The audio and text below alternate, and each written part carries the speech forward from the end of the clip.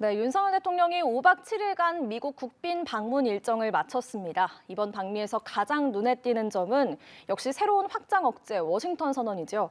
대통령실은 미국의 선의에 기댔던 기존의 핵 우산 대신 보다 실효성 있는 대응이 가능할 걸로 기대하고 있습니다. 국회 국방위원회 여당 간사이자 삼성 장군 출신이시죠. 신원식 의원 모시고 방미 결산해 보겠습니다. 안녕하세요. 예, 반갑습니다. 네, 윤석열 대통령이 5박 7일의 방미를 마치고 오늘 예. 귀국을 합니다.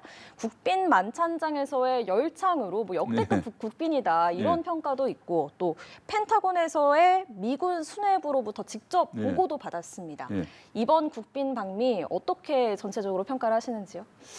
저는 새로운 한미 동맹 시대, 또 굳이 또 하면 제2의 한미 동맹 시대를 열었다고 생각합니다. 그 동맹이라고 하는 것이 원래 신뢰를 바탕으로 하는 거거든요.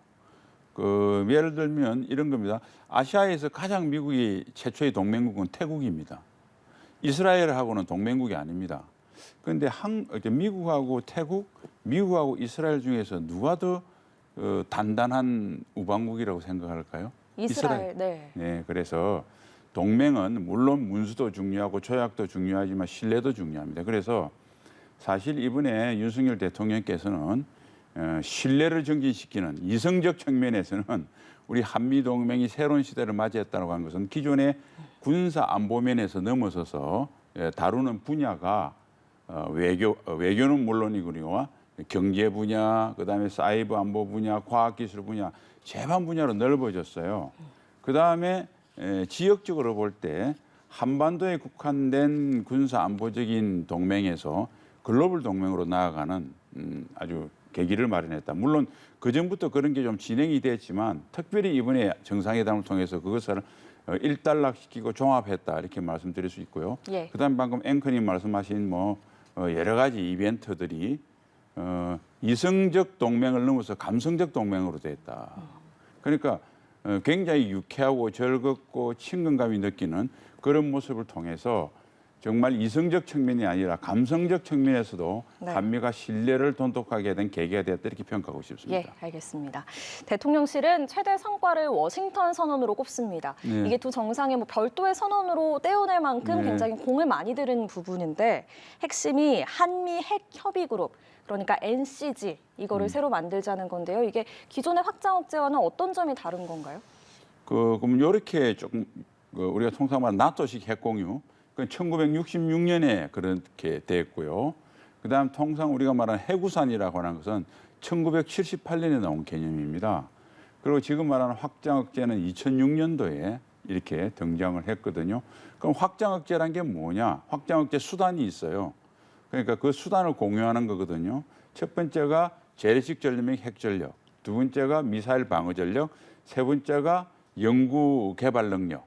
그러니까 이번에 보시면 기존에 재래식 전력 우리가 공유하고 있었으니까 핵 전력에 대해서 핵 전력에 대해서 이번에 새로운 시스템을 만들었지 않습니까? 네. 그다음 이제 미사일 방어는 지금 지난해부터 한미일이 합쳐서 계속 방어 훈련 강화하고 있고요. 이번에 다르파 방문한 게 있잖아요. 그게 바로 연구 개발 능력 면에서. 그래서 비단 핵 전력에 대해서 처음 언급한 것도 굉장한 가치지만 확장 억제 수단을 골고루 다 업그레이드 시켰다는 측면에서 큰 의미가 있겠습니다. 전략 핵 잠수함 같은 이런 미국의 전략 자산 이거를 지금까지는 이게 북한의 위협에 따라서 비정기적으로 한반도에 전개가 됐었는데 앞으로는 더 자주 정기적으로 한반도에 전개를 시키겠다 이렇게 두 정상이 약속을 했습니다. 또 이게 전략 폭격기까지도 포함될 수 있다 이런 얘기도 나오고요. 그렇다면 이에 맞춰서 우리 군의 대응도 좀 달라지는 점이 있을 것 같아요. 예, 우리 군의 대응도 달라지는 측면이 당연히 있을 거고요. 그다음에 한 가지 참 의미가 있는 것이 이게 소위 SSBN이라고 그러니까 SSN이라고는 원자력 추진 잠수함을 말합니다. 그런데 SSBN은 원자력 추진뿐만 아니라 핵미사일 SLBM을 탑재한 잠수함을 이야기하거든요. 그러니까 그게 이제 전략 핵 잠수함인 거죠. 예, 그게 이제 말하는 그 전략 핵 잠수함인데 그전에는 우리가 정보 공유가 안 됐어요. 한반도 인근에 왔는지 오키나와 근처에 있는지 하와이 근처에 있는지 알 수가 없었습니다.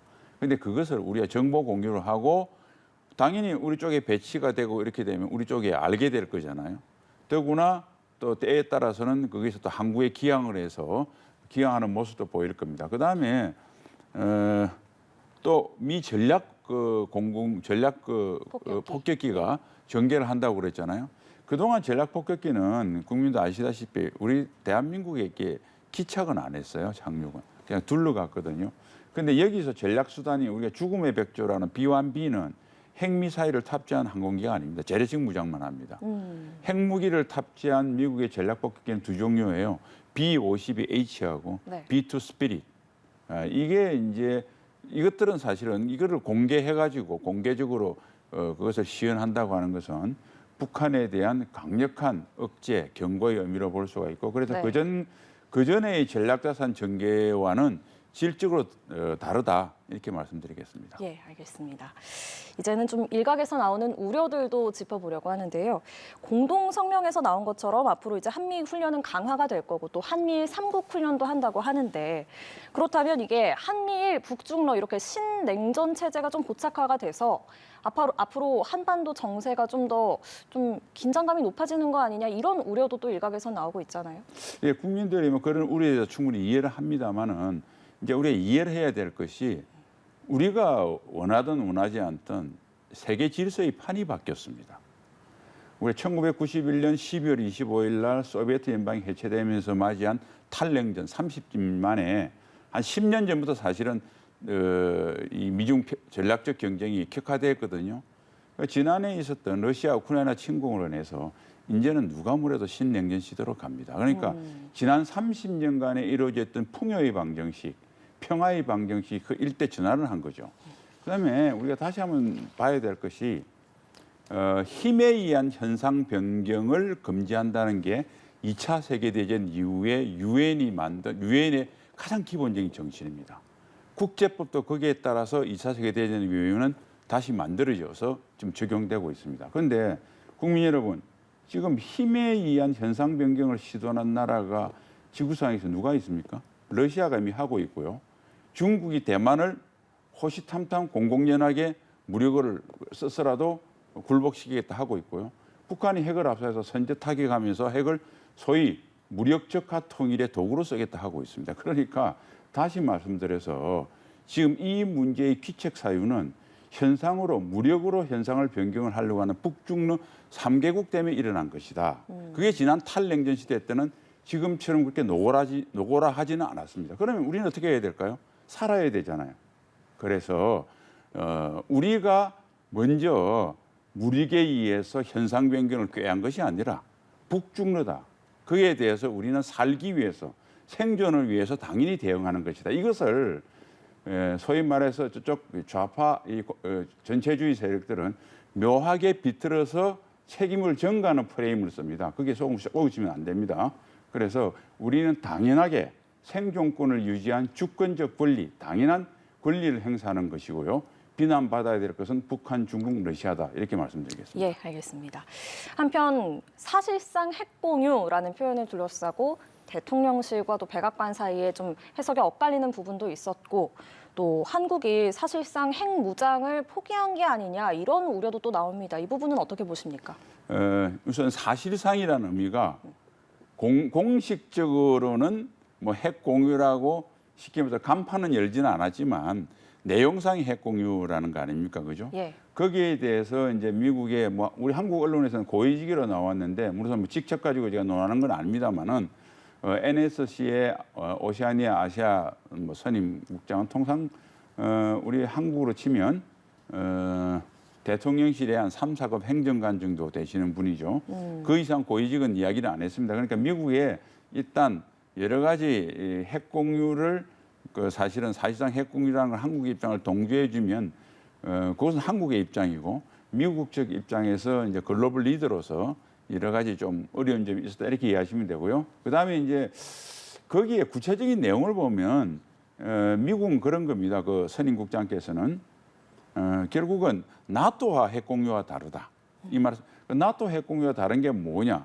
전술핵 배치입니다. 그러니까 우리가 협의기구를 만든다고 하는 것은 나토 핵공유와 같아요. 그러니까 나토 핵공유를 들여다보면 핵국가는 미국, 영국, 프랑스 3개 국가고 나머지 국가들은 비핵 국가들입니다. 그 국가들이 할 수 있는 게 정책협의에 참가하는 거하고 그다음에 미국에 있는 전술핵 개배치된 그 공중 투하탄을 자기 나라 항공기를 가지고 투하하는 그 두 가지거든요. 두 번째가 나토와는 다르다는 거고. 근데 다를 수 있는 것이 나토에는 53년도에 전술핵이 공중 투하탄이 배치됐는데요. 지금은 미사일이 워낙 발달을 해서 공중 투하탄은 이미 가장 구닥다리 투발 수단입니다. 그래서 굳이 한국의 공중 투하탄을 안 갖다 놔도 다양한 수단이 있다는 게 때문에 사실상 핵 공유라고 해도 거의 정책 협의를 시작한 것만 해도 거의 문제가 없고요. 그다음에 마지막에 이제 핵 통제권 문제를 가지고 그 미국에서 이야기를 했는데 핵 통제권은 지금 나토 핵 공유도 포함이 안 돼 있습니다. 그게 이제 공동으로 핵을 사용하느냐 안 하느냐 의사결정하고 통제권은 틀려요. 공동 의사결정은 나토도 있고 우리도 한반도에 북한이 핵 투발을 하려면 한미 대통령이 서로 다 승인을 해야 되는 거니까 우리도 공동 의사결정 체제는 이미 갖춰져 있고요. 그럼 핵 통제권이라는 게 뭐냐? 평소에 핵무기를 관리하는 권한. 그다음 유사시에 핵무기를 소위 패스워드를 풀어야 됩니다. 그래서 무기 활성화 코드, 그것을 미국 대통령이 가지고 있어요. 그다음 공중 투하탄이기 때문에 발사 버튼은 없습니다. 비행기가 떨어뜨린 거니까. 미사일에 한해서는 발사 버튼 이런 것들을 통제권인데 그게 없어서 핵 공유가 아니라고 하는 말씀은 그거는 사실 그분의 말씀이에요. 그렇다면 영원히 나토도 핵 공유가 아니죠.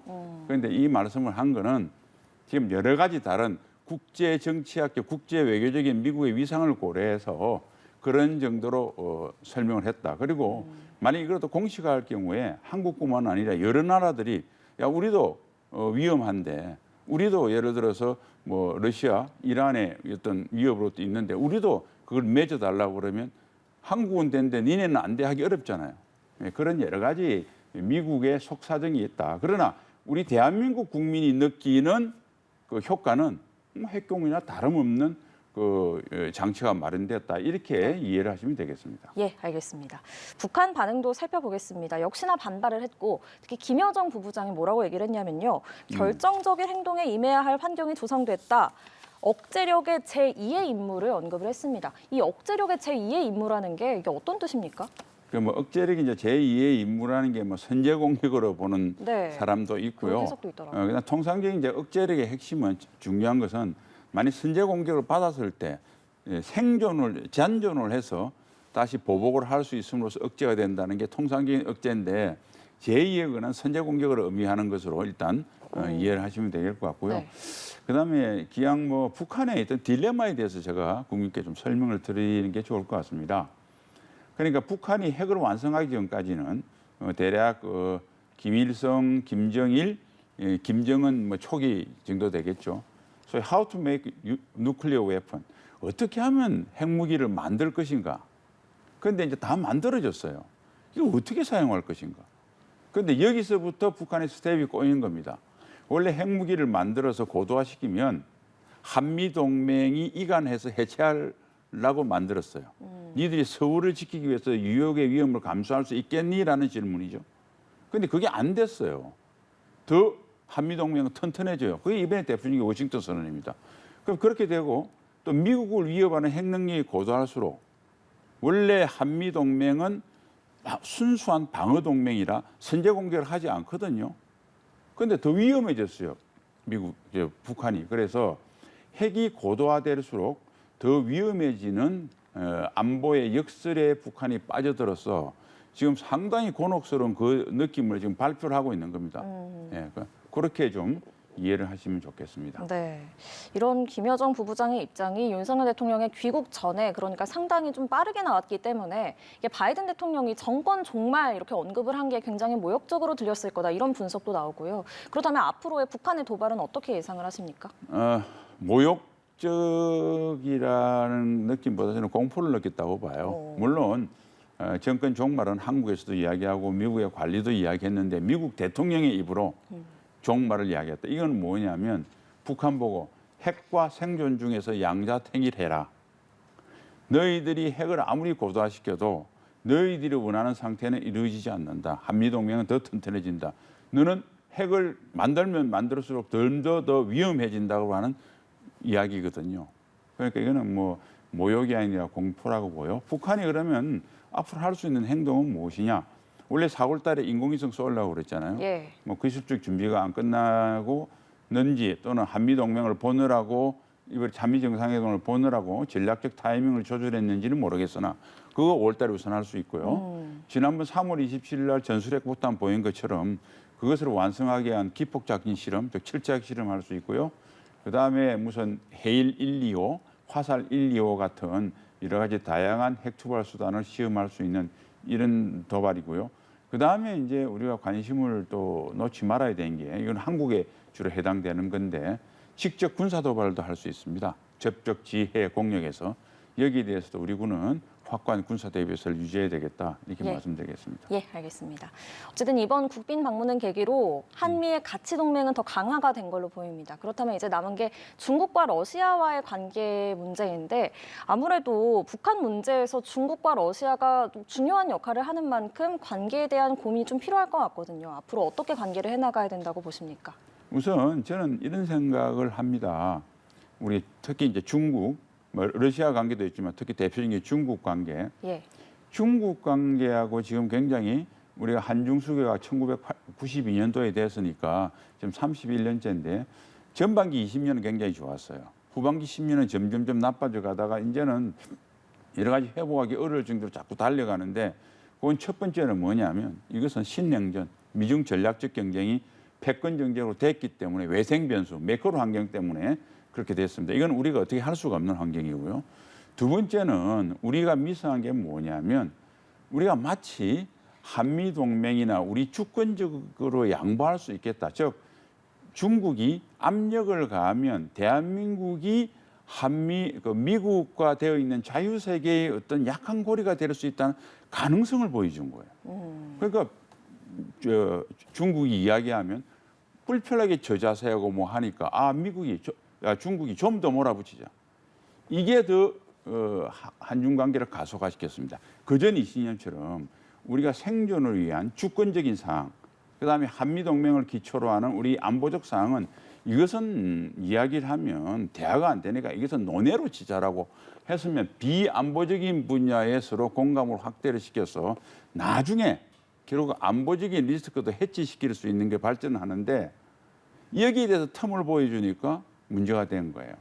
그래서 그걸 꼭 명심을 하고 그다음에 우리 국민들 일부에서는 중국과 러시아가 건설적인 역할을 하면 북한의 핵 문제 등 북한을 변화시킬 수 있다는 바람을 가지고 있었는데 그거 30년 동안 전혀 유효하지 않았습니다. 왜 그러냐면 중국과 러시아는 뭐 한국과 관계 한반도에 뭐 불안이 생기는 거 원치는 않아요. 그렇다고 그걸 위해서 북한 체제가 불안할 만한 행동은 하지 않습니다. 그런데 그것을 북한이 알고 있어요. 즉 중러의 패를 북한은 이미 알고 있어요. 그래서 중국, 러시아는 네. 북한에 대해서 영향력이 사실상 별로 없습니다. 그래서 보시면 알지만 30년 동안 중국, 러시아가 북한의 비핵화를 위해서 무슨 노력을 했습니까? 북한이 군사 위주의 정책을 피우고 한반도의 긴장을 완화시키는데 중국, 러시아가 뭐 역할을 한 게 있나요? 그래서 중국, 러시아가 북한을 억제를 하는데 큰 역할을 할 것이라고 하는 미신에서는 이제는 조금 벗어나야 된다 이렇게 말씀드리겠습니다. 예, 알겠습니다.